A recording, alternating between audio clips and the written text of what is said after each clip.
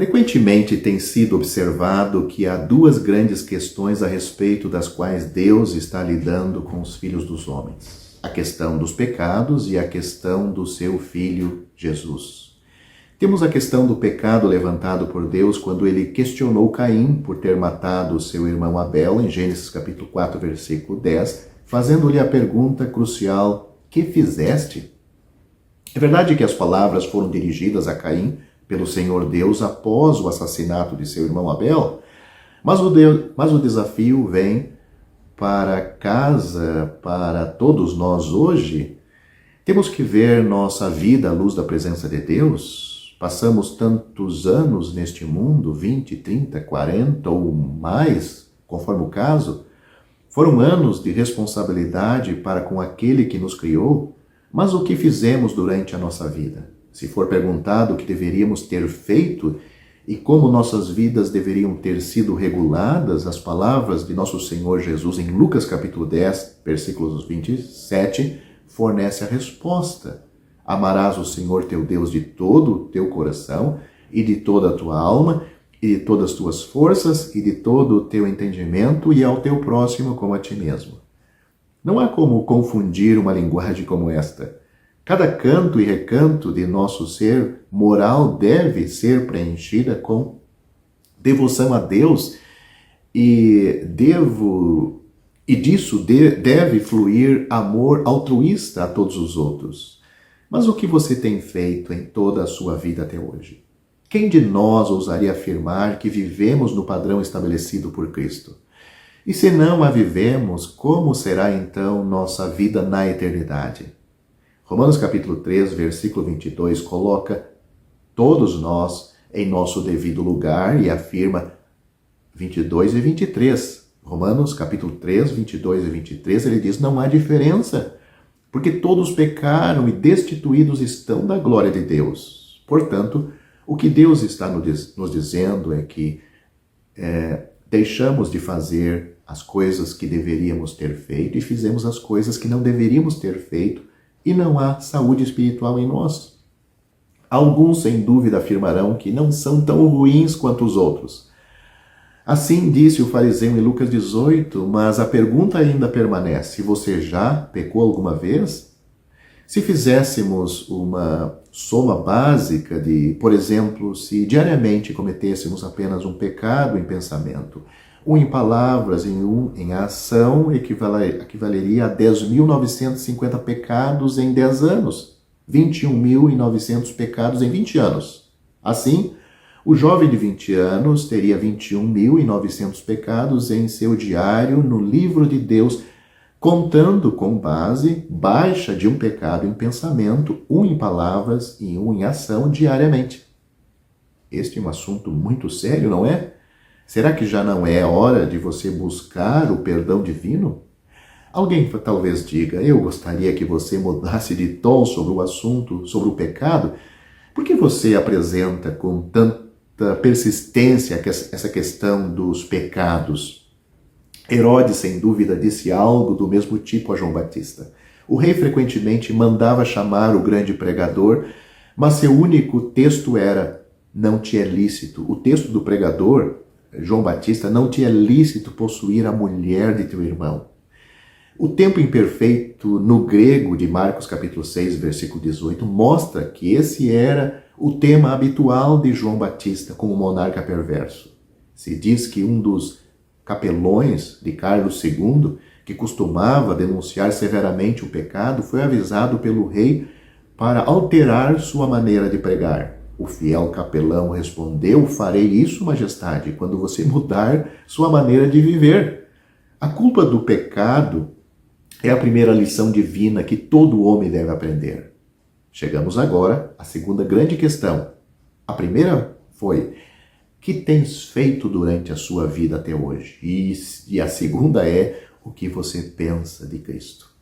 O contexto de Mateus capítulo 22, no contexto de Mateus capítulo 22, nosso bendito Senhor foi assediado por perguntas cavilosas de saduceus e fariseus e advogados. Ele havia silenciado todos eles, não apenas dando respostas diretas às suas perguntas, mas também fazendo pressão doméstica em suas consciências. Quando eles disseram sua última palavra, sua oportunidade veio e Cristo voltou-se sobre eles assim: que pensais vós de Cristo? Mateus capítulo 22, versículo 42. Esta é uma pergunta totalmente crucial, pois o futuro eterno de cada homem depende da resposta que seu coração lhe der.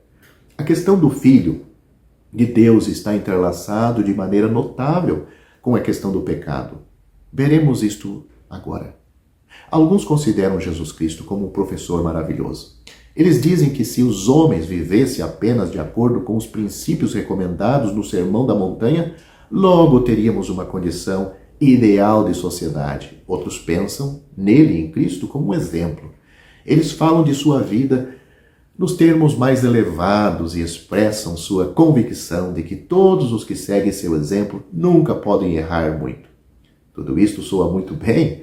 Certamente os homens que falam assim devem pensar muito em Cristo, mas se o Filho de Deus não é mais do que um professor ou um exemplo, de que benefício ele é para mim, um pecador? Eu faço uma pergunta com toda reverência. Sua vida e ensino repreende, mas não me ajudam nem um pouco. Ou seja, a vida perfeita de Cristo só me repreende, mas não me ajuda. Não ajuda a mim. A minha vida é contrária dele. A pergunta, portanto, continua: o que você pensa de Cristo? Vamos ouvir o relato de João Batista sobre isto. Quanto à pessoa de Cristo, ele diz: este é aquele que vem após mim, quem é antes de mim, do qual eu não sou digno de desatar a correia das alparcas. João capítulo 1, versículo 27.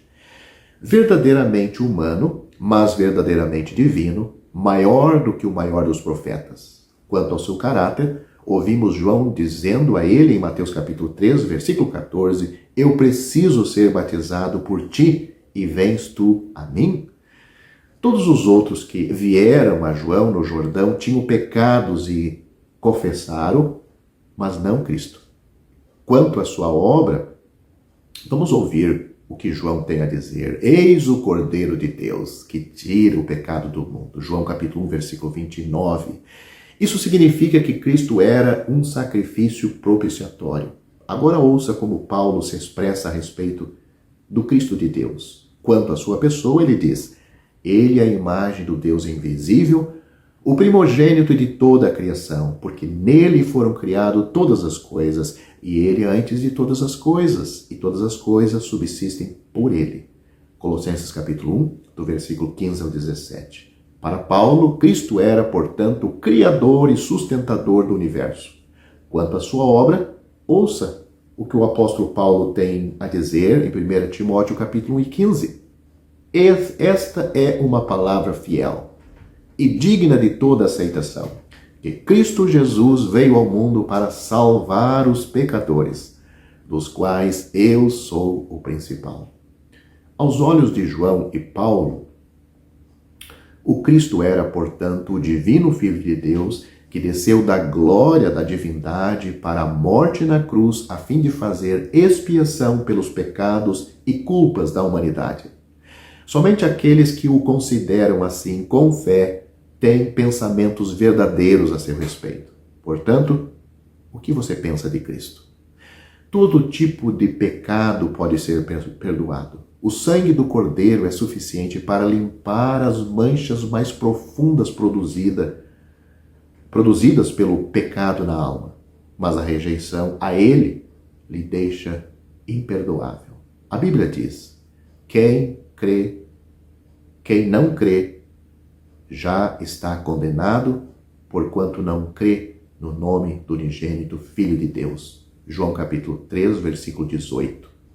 Se você ainda não está salvo, não creu em Cristo de forma alguma. A Escritura, ou a Bíblia, não conhece duas maneiras de crer, uma certa e outra errada. Podemos falar de fé viva e fé morta, mas a Escritura fala de crer no que Deus diz.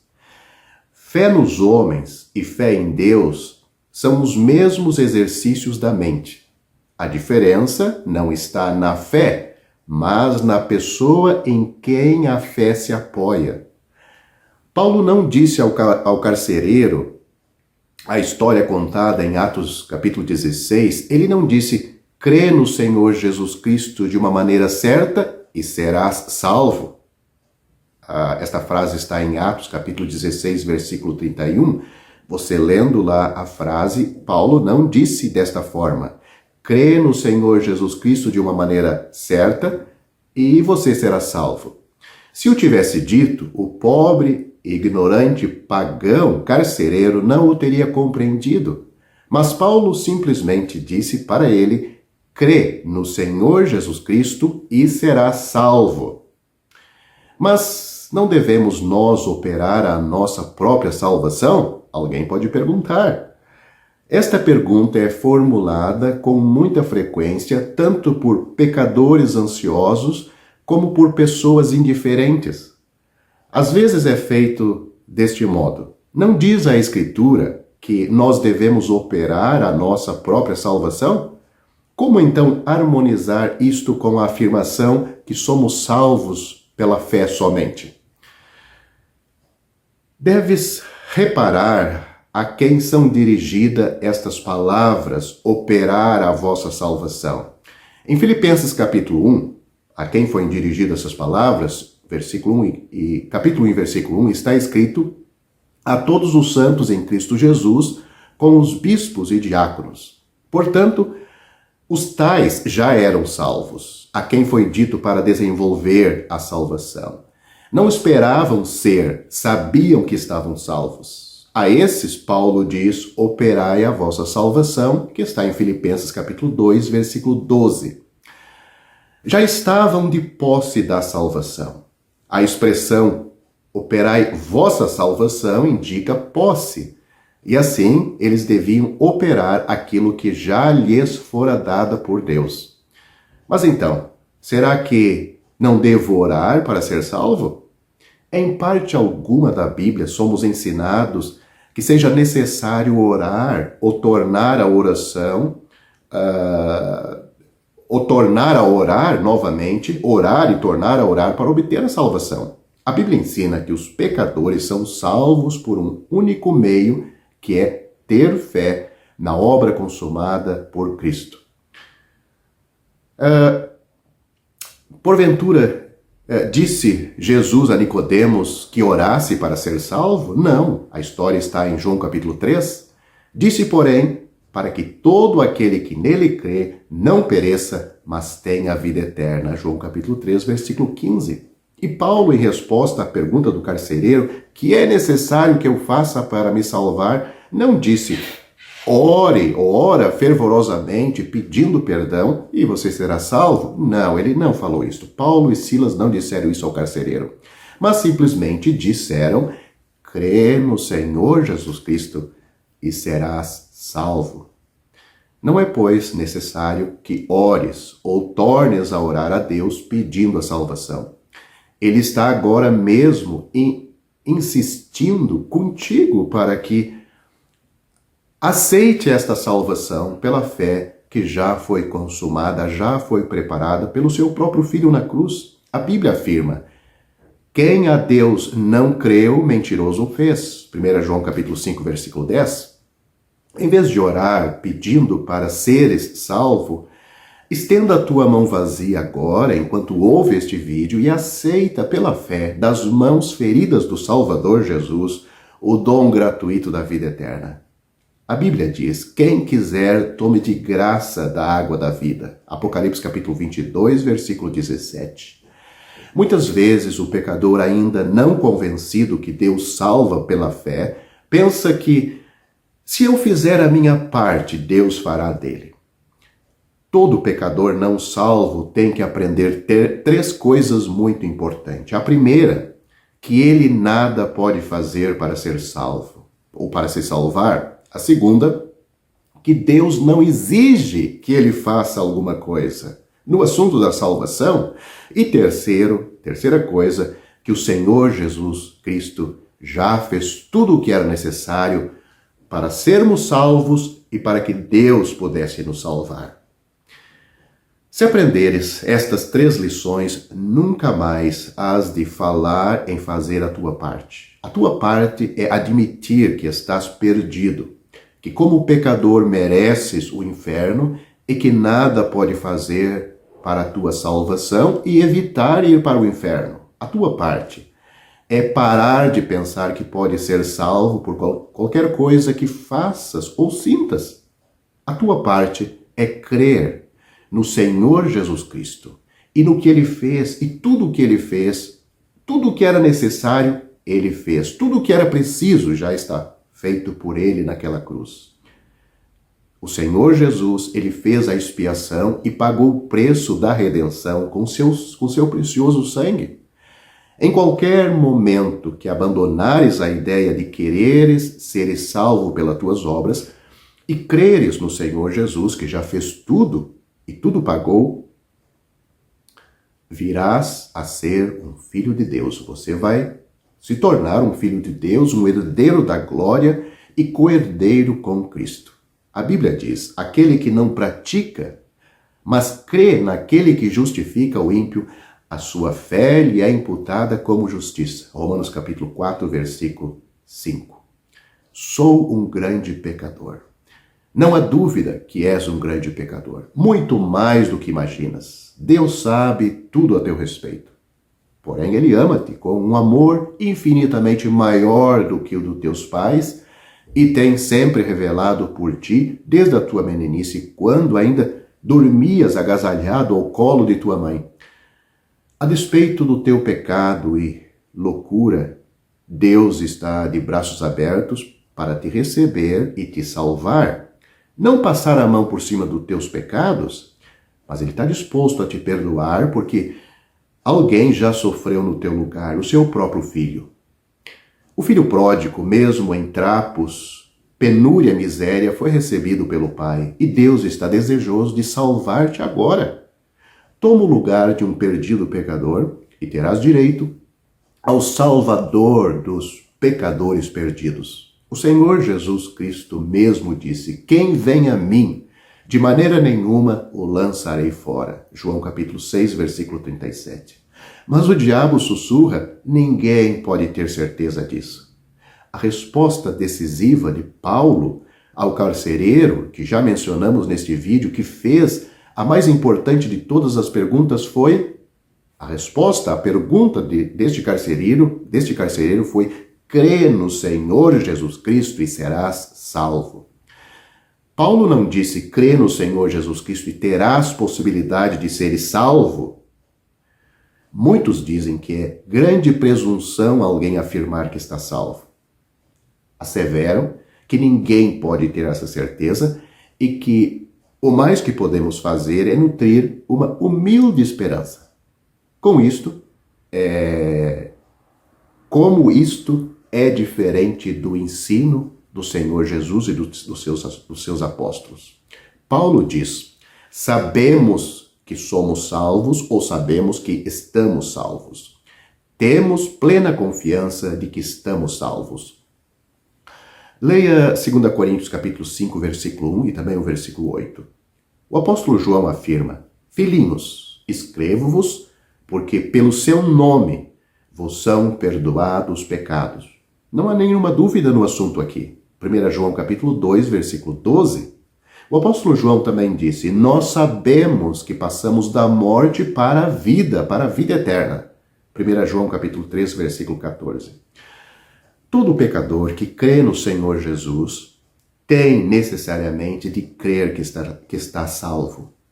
Esse crer não é acreditar que Cristo salva, nem acreditar que Ele pode salvar, mas crer para a sua própria salvação pessoal. Seria, na verdade, grande presunção alguém duvidar da palavra de Deus. Lemos que, na mesma hora da noite que o carcereiro perguntou: que é necessário que eu faça para me salvar, deu-se o testemunho da sua conversão e batismo. Leia Atos capítulo 16. E a Bíblia acrescenta: e na sua crença em Deus alegrou-se com toda a sua casa. Atos capítulo 16, versículo 34. Dentro do curto espaço de algumas horas, toda a família creu do carcereiro, foi salva e foram batizados. Seria ocioso dizer que ninguém pode ser salvo de repente, porque a Escritura claramente testifica que as pessoas mencionadas no Novo Testamento foram salvas no momento em que creram. Quanto tempo levará o filho a acreditar no que lhe diz o pai? Nenhum instante. Deus emprega uma outra figura para mostrar como o pecador pode ser salvo. Nós temos as palavras, o olhar. Há um versículo na Bíblia onde o Senhor diz: olhai para mim e sereis salvos, todos os termos da terra. Isaías capítulo 45, versículo 22. Quanto tempo levava para o israelita ser curado da mordidura da cobra, da serpente, em Números capítulo 21 e no versículo 9? Se no momento antes estava morrendo, no momento depois de olhar para a serpente de metal estava curado, simplesmente porque confiou na promessa, na palavra de Deus. Olhará para a serpente de metal e ficará vivo. No mesmo momento em que creres no Senhor Jesus, ou olhares para Ele pela fé, serás salvo. Olhares para Ele como o único que pode te salvar. Ouça o que o apóstolo João disse aos crentes de seus dias. Estas coisas vos escrevi para que saibais que tendes a vida eterna, vós que crede no nome do Filho de Deus. Que versículo claro. 1 João capítulo 5, versículo 13. Não é presunção crer no que Deus diz, mas duvidar da palavra de Deus é fazer-se culpado do maior pecado que o homem pode cometer, o pecado da incredulidade. Portanto, você que me ouve, você deve ser salvo. Não porque eu estou dizendo, mas porque eu estou transmitindo o que a Bíblia afirma. O Senhor Jesus Cristo disse, falando com Nicodemos, a quem já citei neste vídeo, no Evangelho de João, capítulo 17, ele disse que Deus enviou seu Filho ao mundo não para que condenasse o mundo, mas para que o mundo fosse salvo por ele. Quem crê nele não é condenado, mas quem não crê já está condenado, porquanto não crê no nome do unigênito Filho de Deus. Para você ser salvo, como pecador, merecedor do inferno, mas não querendo ir para lá, arrependido dos seus pecados, você pode crer naquele que consumou a obra para a nossa salvação, descansar nele. Como eu já disse também neste vídeo, ele disse, aquele que vem a mim, de maneira nenhuma eu lançarei fora. Portanto, crê no Senhor Jesus Cristo e você também será salvo.